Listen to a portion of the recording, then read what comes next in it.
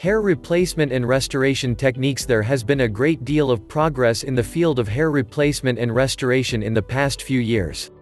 Surgical techniques have improved greatly from the days when hair replacement first began.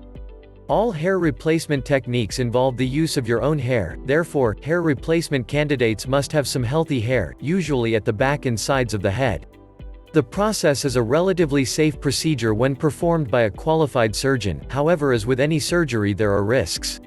Candidates must be checked for uncontrolled high blood pressure, blood clotting problems, or skin that scars excessively, as these conditions may make healing difficult.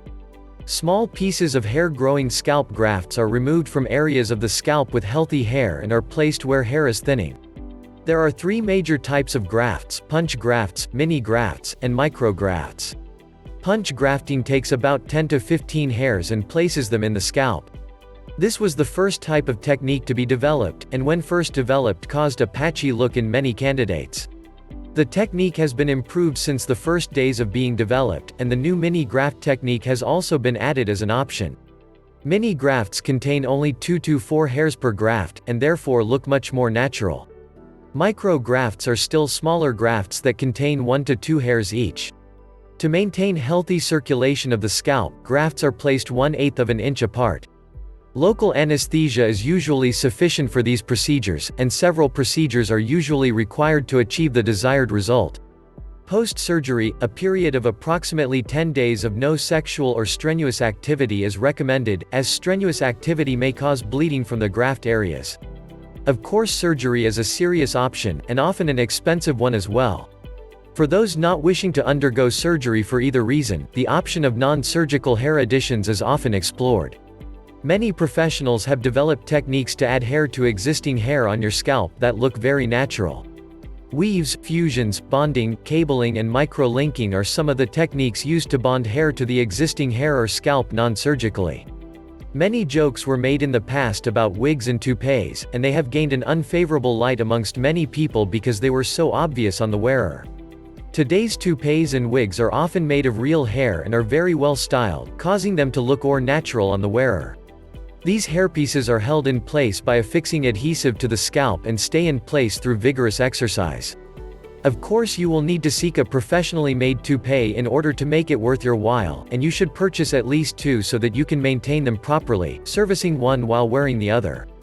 A professionally styled and fitted toupee is expected to cost upward of $600 to $1,000 in today's market.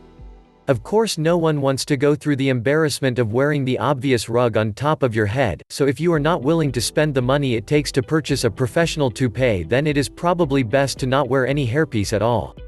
Structured hairpieces, as they are called, are a semi-surgical approach that permanently attaches hair to the scalp by stitching the hair to the bald scalp. This procedure is not recommended, as it is a process that involves introducing a foreign material to the scalp.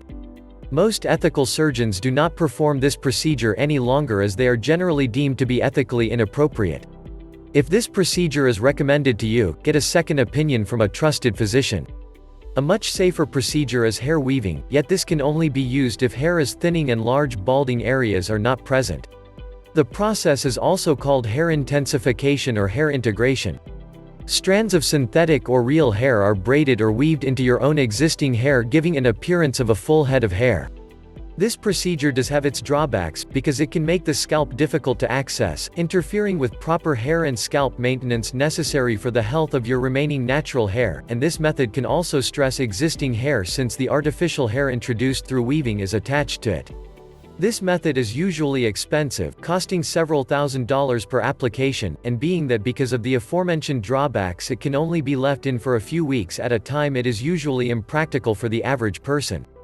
It is highly recommended that one seek professional assistance with these procedures from licensed beauticians or barbers, and have a patch test done to the skin if using adhesives to test for skin sensitivities.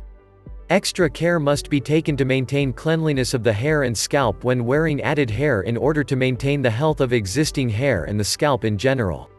Of course, if you are undergoing chemotherapy or are in the early stages of diagnosed alopecia areata, then these procedures should be avoided as the hair they are connected to is likely to fall out as well. Either waiting for a period of time or obtaining a full prosthesis is recommended in these cases. Yet still there is another type of treatment, which is a spray of microfibers made up of the same substance that hair is made of, keratin. If your hair is simply thinning, while you are investigating a more permanent solution to your hair loss problems or in the process of employing a particular process that takes some time, you can use these substances to cosmetically produce the appearance of thicker and fuller hair. The substance is marketed under several different names, one such being Topic. Being a temporary solution, it is relatively inexpensive, and can provide some immediate aesthetic results to bolster confidence and optimism as you work on more permanent solutions. Subscribe and like my videos.